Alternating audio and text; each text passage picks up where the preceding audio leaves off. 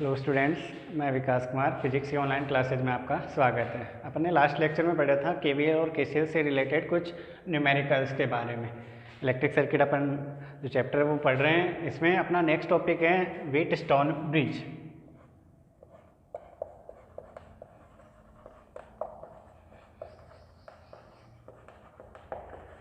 Wheatstone bridge, ठीक है। अब व्हीटस्टोन ब्रिज होता क्या है? इसमें चार तो प्रतिरोध होंगे अपने पास। एक सेल होगा, एक धारामापी होगा। धारामापी जो होता है वो परिपथ में धारा की दिशा को बताता है कि धारा की दिशा कौन से एंड से कौन से एंड की तरफ है, मतलब एक कौन से सिरे से कौन से सिरे की तरफ होती है, ठीक है। अब इसका यूज क्या है?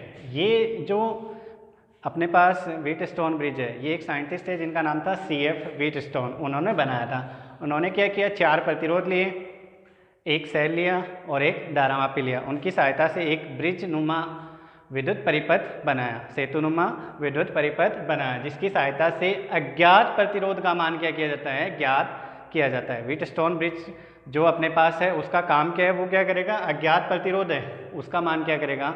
ज्ञात करेगा। साथ ही एक चीज़ और ध्यान रखनी है कि जो अज्ञात प्रतिरोध होता है वो उन चारों प्रतिरोधों में से एक की जगह क्या करेंगे? अपन काम में लेते हैं। तो व्हीटस्टोन ब्रिज क्या है कि एक साइंटिस्ट है जिनका नाम था CF व्हीटस्टोन ने चार प्रतिरोध, एक सेल, एक धारामापी की सहायता से एक सेतुनुमा विद्युत परिपथ की संरचना की थी या रचना की थी, जिसकी सहायता से अज्ञात प्रतिरोध का मान क्या किया जाता है? ज्ञात किया जाता है, ठीक है। अब इसकी स्ट्रक्चर की बात करेंगे अपन, रचना की बात करें तो रचना में अपन यहाँ पॉइंट अपने पास A मान लो, ये पॉइंट क्या हो गया? B हो गया, ठीक है। एक मिनट, ये A, यहाँ C लेंगे अपन, ये B और ये D, ठीक है। तो सेतु बनाना है तो सेतु के लिए अपन ऐसे चारों प्रतिरोध इसके बीच में जोड़ देंगे।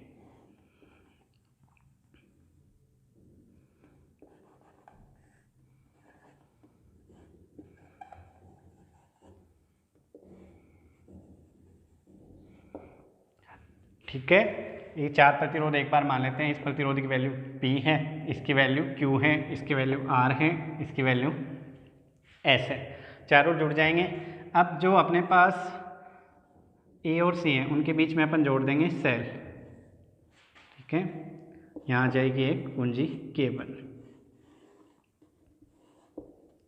कुंजी K1, ये बैटरी है जिसका विद्युत वाहक बल अपन ने क्या मान लिया? E। ये इसका प्लस हो गया, ये माइनस हो गया। करंट कहाँ चलेगा? प्लस से माइनस की ओर। तो यहाँ मान लो करंट कितनी है? I है, ठीक है। और जो बिंदु B और D हैं उनके बीच में एक धारामापी जोड़ देते हैं अपन, गैल्वेनोमीटर, ठीक है, जिसका प्रतिरोध कैपिटल G है। और यहाँ एक कुंजी लगा देते हैं, ये कुंजी K2 हो जाएगी, ठीक है। अब यहाँ से धारा एक बार अपन मानते हैं कि I आ रही है। I यहाँ आके दो भागों में बंटेगी, एक इस साइड जाएगा, दूसरा इस साइड जाएगा। इसमें मान लेते हैं अपने पास धारा I1 है, इसमें धारा क्या है? I2 है, ठीक है। अब यहाँ एक बार इसमें अपन मानते हैं कि धारा किससे? B से D की तरफ है, जिसकी वैल्यू धारामापी में जो धारा होती है उसको अपन IG से लिखेंगे, ठीक है। तो यहाँ देखना एक बार, यहाँ I1 धारा आ रही थी जिसमें से IG इधर चलेगी, तो इधर कितनी बचेगी?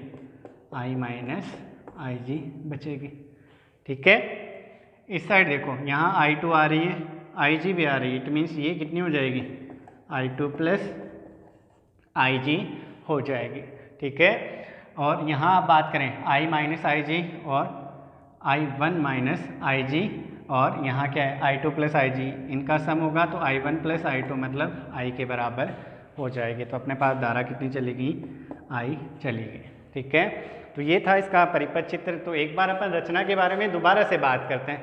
रचना में क्या है? अपने पास चार प्रतिरोध हैं, P, Q, R और S, जहाँ S क्या है? अपने पास अज्ञात प्रतिरोध है, मतलब अपन को S का मान क्या करना है? ज्ञात करना है। इसे ज्ञात करने के लिए जो अपने पास व्हीटस्टोन साइंटिस्ट है उन्होंने एक ब्रिज नुमा सर्किट बनाया, जो आपके सामने मैंने बना रखा है। बिंदु A और B के बीच में P जुड़ा हुआ है, P प्रतिरोध, B और C के बीच में Q जुड़ा हुआ है, A और D के बीच में R और D और C के बीच में S, जो कि अननोन प्रतिरोध है, अज्ञात प्रतिरोध है। A और C के बीच में अपन ने क्या जोड़ दिया? एक बैटरी, एक सेल जोड़ दिया। B और डी के बीच में अपन ने क्या जोड़ दिया, एक धारामापी गैल्वेनोमीटर जोड़ दिया। ठीक है, साथ में दोनों के साथ एक एक कुंजी अपन ने लगा दी। ये होगी इसकी रचना के बारे में। अब इसमें कुछ चीज़ें अपन को ध्यान रखनी है कि पी और क्यू का जो रेशियो है वो हमेशा इसमें निश्चित रहता है, मतलब पहले से फिक्स है, अपन उसको चेंज नहीं कर सकते हैं। पी और क्यू की वैल्यू अपन चेंज नहीं कर सकते हैं। तो जो ए बी और बी सी ब्रांचेज हैं, ए बी और बी सी ब्रांच, इनको बी सी शाखाएं जो हैं इन्हें अनुपातिक शाखाएं बोलते हैं। दोनों का अनुपातिक शाखाएं होती हैं। दोनों क्या हैं, अनुपातिक शाखाएं हैं। ठीक है, आर जो है, आर का मान अपन चेंज कर सकते हैं। ठीक है, आर की वैल्यू फिक्स नहीं है। आर जो है वो क्या है, वेरिएबल है।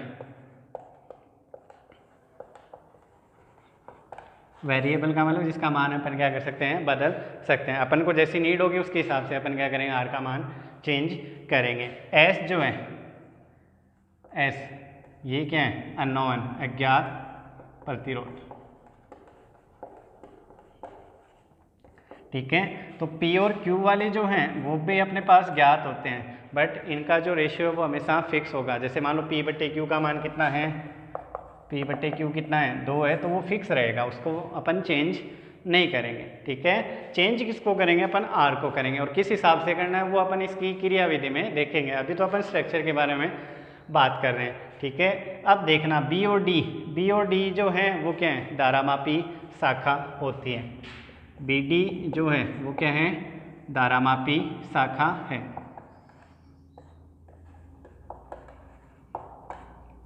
बी डी क्या है, धारामापी शाखा है। अपने पास एसी क्या है, सेल शाखा, जिसमें क्या जुड़ा हुआ है, सेल जुड़ा हुआ है। ठीक है, तो ये थी इसकी रचना के बारे में। रचना में ज़्यादा कुछ नहीं, अपने पास 4 प्रतिरोध है, उनको अपन ने चित्र के अनुसार जोड़ा है। बी और डी के बीच में धारामापी लगाया है, ए और सी के बीच में we use a cell of EMF capital E या स्मॉल ई वाला भी लिख सकते हो। ठीक है, ये था रचना के बारे में। अब अपन बात करेंगे इसकी क्रियाविधि की। ठीक है, तो देखते हैं क्रियाविधि।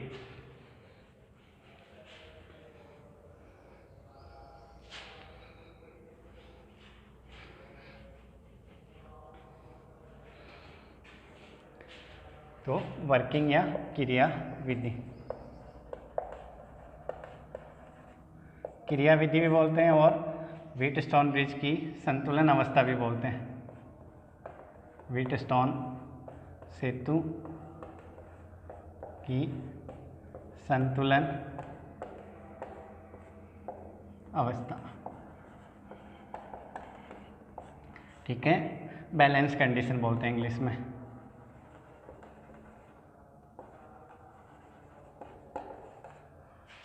ठीक है, बैलेंस कंडीशन या ये सब होता क्या है, तो वो देखो। अपन क्या करेंगे, पी और क्यू की वैल्यू तो फिक्स है। ठीक है, बैलेंस कंडीशन के लिए गैल्वेनोमीटर में धारा कितनी करेंगे, अपन 0 करेंगे। तो बैलेंस कंडीशन का मतलब है कि व्हीटस्टोन ब्रिज जो है उसमें आईजी का मान क्या होना चाहिए, 0 होना चाहिए। तब जो व्हीटस्टोन ब्रिज है वो किस में होता है, संतुलन की अवस्था में या बैलेंस कंडीशन में होता है। कि व्हीटस्टोन ब्रिज जो है उसमें जो प्रयुक्त धारामापी है उसमें धारा का मान क्या होना चाहिए, 0 होना चाहिए। वो क्या होगी, उसकी संतुलन अवस्था होती है। अब उसी को आधार बना के अपन एक सूत्र आएगा जिसकी सहायता से एस का मान क्या करेंगे, अपन ज्ञात करेंगे। ठीक है, जिसे व्हीटस्टोन ब्रिज का संतुलन प्रतिबंध कहते हैं। ठीक है, तो देखते हैं अपन IG का मान 0 कैसे करेंगे। तो अपने पास P और Q का मान तो क्या है, फिक्स है। अब IG का मान क्या करना है, अपन को 0 करना है। तो यहाँ अपन देखते हैं शाखा B और D, IG का मान 0 होने का मतलब इस शाखा में कोई धारा नहीं है। तो कोई धारा कब नहीं होगी, जब यहाँ का विभव और यहाँ का विभव क्या हो, एक समान हो। कि VB किसके बराबर होना चाहिए, VD के बराबर होना चाहिए, क्योंकि दोनों सिरों पे विभव एक समान होगा तो विभवांतर का मान कितना हो गया, 0। और जब तक विभवांतर नहीं है तब तक तार में धारा प्रवाहित नहीं होती। ठीक है, तो अपन को करना क्या है, IG का मान 0 करना है। उसके लिए सबसे पहले करते हैं कि अपन R की वैल्यू को क्या करते हैं, बदल के देखते हैं। R क्या है, वेरिएबल है, तो R के मान को अपन क्या कर देंगे, बार बार बदल के देखेंगे। बार बार बदलने से अपन में पास जो आई जी का मान है वो चेंज होता रहेगा और इसकी एक सर्टेन वैल्यू पे आर के एक निश्चित मान पे आई जी का मान क्या हो जाएगा, शून्य हो जाएगा। कि आर के किसी निश्चित मान पर आई जी क्या होगा, 0 होगा। अर्थात सिंपल सा लिखूं, V B will be equals to V D. V B किसके बराबर होगा, वी डी के बराबर होगा। यही क्या है, जो कि संतुलन अवस्था है। ठीक है, एक बार मैंने पूरा नहीं लिखा है, नॉर्मली शॉर्ट तरीके में लिखा हुआ है कि अपने पास आई जी का मान क्या होगा, अपन क्या करेंगे, आर का मान चेंज करते रहेंगे। आर का मान चेंज करेंगे तो अपन को आर की एक वैल्यू पे जाके आई जी का मान क्या होगा, 0। आई जी का मान 0 होने का मतलब वी बी और वी डी, मतलब बी पे विभव और डी पे विभव दोनों क्या होंगे, एक समान होंगे। इट मीन्स आई जी का मान क्या हो गया, 0 हो जाएगा। ठीक है, तो ये क्या है, इसकी संतुलन अवस्था है। तो संतुलन अवस्था का मतलब समझ में आया, सिंपल सा यही है कि आई जी का मान क्या होना चाहिए, 0। और आई जी का मान 0 क्या होगा, अपन आर की वैल्यूज को क्या करेंगे, बदलते रहेंगे और एक वैल्यू पे जाके वी पी और वी डी दोनों, बी पर विभव और डी पर विभव दोनों क्या हो जाएंगे, बराबर हो जाएंगे। दोनों बराबर होने का मतलब है आई जी का मान कितना होगा, फिर 0 होगा। यही क्या है, संतुलन की अवस्था। तो ये तो होगी संतुलन की अवस्था का मतलब क्या होता है। अब बात करेंगे अपन इसके फॉर्मूले पे, जो क्रियाविधि है उसको आगे बढ़ाएंगे। तो देखो आगे बढ़ाते हैं अपन। तो संतुलन की अवस्था में वी बी किसके बराबर है, वी डी के बराबर है। कि यहाँ पर विभव और यहाँ पर विभव दोनों क्या हैं, बराबर। अगर इन दोनों विभव को अपन वी ए से, ए का जो विभव उससे माइनस कर दें तो वो भी क्या होंगे, बराबर होंगे। ठीक है, जैसे मान लो ये 5 है, ये भी कितना है, 5। यहाँ वैल्यू कितनी है, 7। तो 7 माइनस 5 और 7 माइनस 5 ये दोनों भी क्या होंगे, बराबर होंगे। अतः अपन लिख सकते हैं, इन दोनों को माइनस कर देते हैं।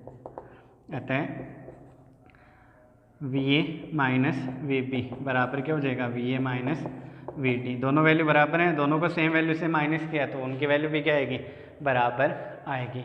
अब ये क्या है, V A minus V B, ये यहाँ का क्या हो गया, विभवांतर।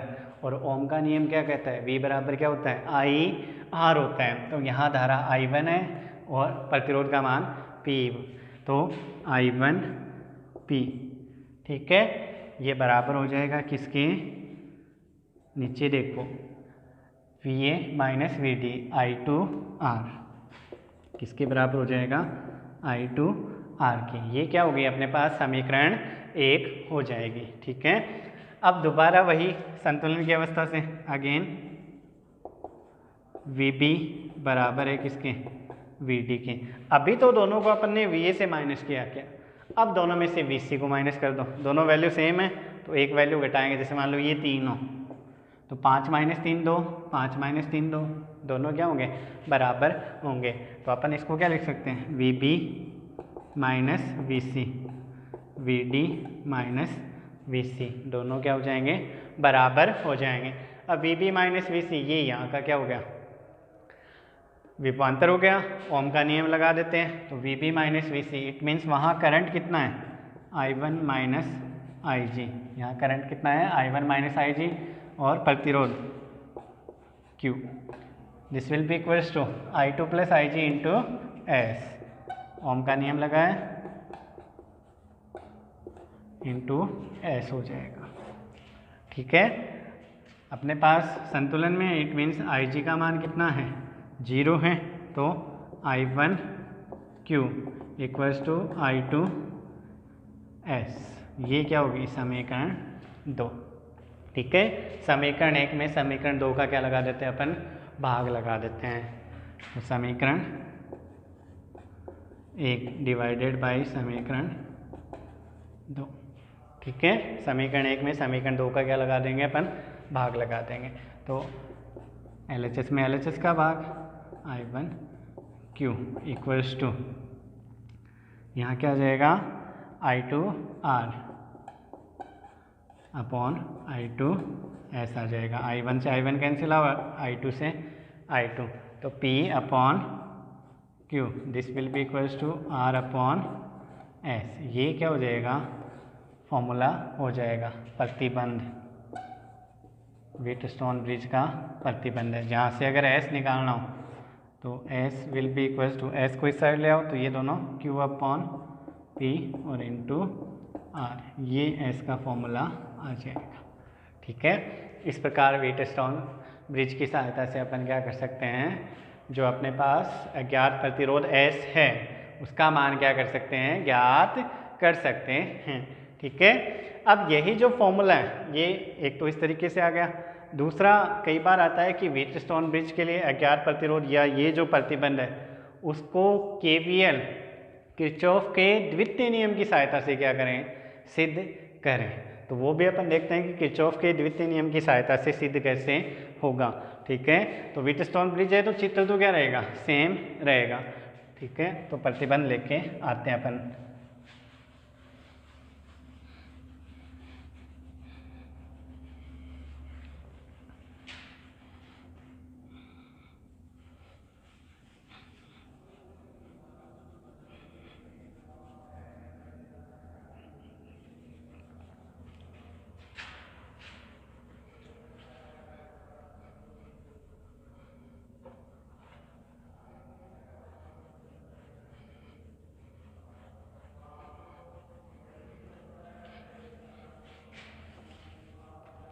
ठीक है, तो नेक्स्ट टॉपिक अपने पास है व्हीटस्टोन के लिए जो P upon Q equals to R upon S है, इसको अपन को प्रूव करना है। ठीक है, विद किसकी सहायता से करना है, KVL किरचॉफ का जो द्वितीय नियम है उसकी सहायता से। ये टॉपिक है, क्वेश्चन नहीं है वैसे। ठीक है, तो अपन चित्र यही है अपने पास, तो सबसे पहले सॉल्यूशन या इसका जो अपने पास डेरिवेशन है उसको स्टार्ट करेंगे। तो सबसे पहले व्हीटस्टोन ब्रिज जो है ब्रिज की संतुलन अवस्था के लिए, संतुलन अवस्था के लिए IG का मान कितना है अपने पास, 0 है। तो व्हीटस्टोन ब्रिज जो है वो किस में है, संतुलन की अवस्था में है। ठीक है, अब अपन लगाएंगे इस पे KVL। KVL के लिए अपन को क्या चाहिए, लूप चाहिए, क्योंकि लूप में लगता है वो, और लूप इसमें अपने पास दो हैं तो दोनों लूप लेंगे, इक्वेशंस बनाएंगे और उनको क्या करेंगे, वापस डिवाइड करेंगे। तो लूप देखो, एक लूप लेते हैं अपन ABDA, तो लूप ABDA में KVL से, A में KVL से। ठीक है, तो KVL लगाते हैं अपन। सबसे पहले इसमें देखो कोई सेल नहीं है, इट मीन्स इस साइड वैल्यू तो क्या आएगी, 0 आएगी। EMF नहीं है तो E की वैल्यू 0 है। ठीक है, अब देखो A से B पे जाते हैं तो धारा की डायरेक्शन A से B है, लूप भी A से B जा रहा है, तो I1P इनका मल्टीप्लिकेशन क्या होगा, पॉजिटिव होगा। धारा और लूप की दिशा एक ही है तो I1P ये क्या होगा, पॉजिटिव होगा। फिर आते हैं अपन B से D की ओर, B से D की ओर आए तो यहाँ धारा IG है और धारामापी का प्रतिरोध कितना माना अपन ने, कैपिटल G, तो I1 into capital G, sorry IG into capital G। इसके लिए भी धारा और लूप की दिशा सेम है तो प्लस आ जाएगा। फिर जाते हैं अपन D से A की तरफ, तो D से A की तरफ जाते हैं, धारा क्या है, विपरीत दिशा में है तो I2 इंटू R, बट ये नेगेटिव होगा तो I2 और इंटू R, नेगेटिव वैल्यू आएगी। ठीक है, IG का मान कितना अपने पास, 0, तो I1P minus I2R equals to 0, तो I1P बराबर क्या हो गया, I2R। इसको क्या दे देंगे अपन, समीकरण 1, यहाँ लिख देंगे IG का मान कितना है, 0 है। ठीक है, अब नेक्स्ट दूसरा लूप लेते हैं, दूसरा BCDB। Again in loop BCDB from KVL apply करते हैं अपन। तो B से D की तरफ जा रहे हैं, धारा देखो, सॉरी B से C की तरफ, धारा और लूप की दिशा क्या है, सेम है। लूप B से C जा रहे हैं, ठीक है, और धारा भी सेम है। It means I1 minus IG into Q, ये क्या होगा, पॉजिटिव होगा। तो I1 माइनस IG और इंटू में Q, this will B positive. फिर B से D की तरफ C से D की तरफ जाते हैं। तो C से D की तरफ, लूप तो C से D जा रहा है, धारा D से C जा रही है, माइनस आएगा। तो I2 plus IG into S, ये क्या आ जाएगा, minus I2 plus IG into S, ये क्या हो गया, माइनस हो जाएगा। फिर D से कहाँ जाते हैं अपन, B की तरफ। तो लूप B से D जा रहा है, धारा B से D जा रही है। लूप तो देखो D से कहाँ जा रहा है, B की तरफ, धारा कहाँ आ रही है, IG देखो नीचे की तरफ, दोनों क्या हो गए, विपरीत दिशा में हो गए। माइनस IG और इंटू प्रतिरोध कितना है, कैपिटल G। EMF इसमें भी नहीं है, तो 0 हो जाएगा, ठीक है। इसके बाद देखो IG का मान अगेन कितना है, 0। तो यहाँ क्या बच गया, I1 into Q minus I2, ये 0 हो गया, S ये भी 0 हो गया, बराबर 0। तो I1 Q equals to I2 S, ये समीकरण 2 हो जाएगी। समीकरण 1 में डिवाइड कर दो, किसका, समीकरण 2 का क्या दे दिया अपने, भाग दे दिया। सेम पहले वाली समीकरण है जो लास्ट टॉपिक में अपने पास थी। तो I1 P upon I1 Q, this will be equals to I2 R upon I2 S। तो P बटे Q इक्वल्स टू R बटे S, यही क्या आ गया, प्रतिबंध आ गया, जो अपन को क्या करना था, प्रूफ करना था। तो ये था व्हीटस्टोन ब्रिज के बारे में, जिसमें एक अज्ञात प्रतिरोध S का मान ज्ञात करते हैं अपन 3 ज्ञात प्रतिरोधों की सहायता से, जिसमें से R की वैल्यू अपन चेंज कर सकते हैं। संतुलन अवस्था का ध्यान रखना है। संतुलन अवस्था क्या होती है कि IG का मान क्या होना चाहिए, 0 होना चाहिए, और यही व्हीटस्टोन ब्रिज का सिद्धांत बोल सकते हो आप। जो संतुलन की अवस्था है वही क्या उसका सिद्धांत होता है, ठीक है। अब इससे रिलेटेड अपन एक न्यूमेरिकल की बात करेंगे, ठीक है। तो देखते हैं न्यूमेरिकल। तो अपने पास एक न्यूमेरिकल दिया हुआ है जिसमें एक व्हीटस्टोन ब्रिज बना हुआ है, ठीक है। इस व्हीटस्टोन ब्रिज के लिए क्या है कि ये बोला है कि ये संतुलन की अवस्था में है, और अपन को x का मान क्या करना है, ज्ञात करना है कि यदि ये जो परिपथ में दिया गया व्हीटस्टोन ब्रिज किस में हो, संतुलन की अवस्था में हो, तो x का मान क्या करना है, अपन को ज्ञात करना है। तो सॉल्यूशन अपन लिखें तो सिंपल सा है कि व्हीटस्टोन ब्रिज किस में,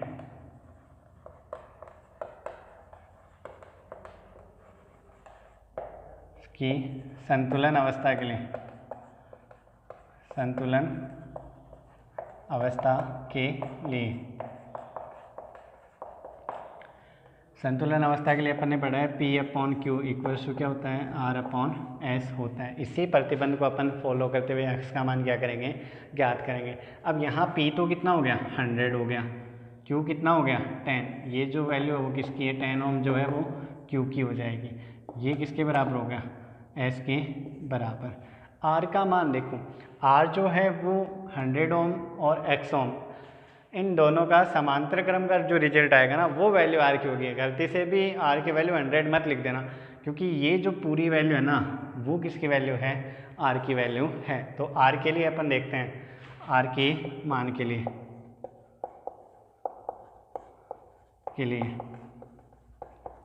100 ओम व X ओम के प्रतिरोध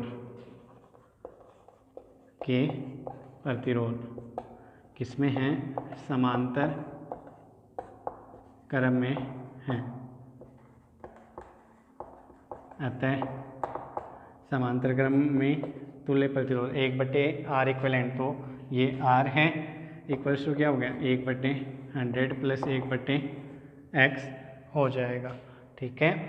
अब 1/R इक्वल्स टू, इनका एलसीएम कितना आ गया, 100x, ठीक है।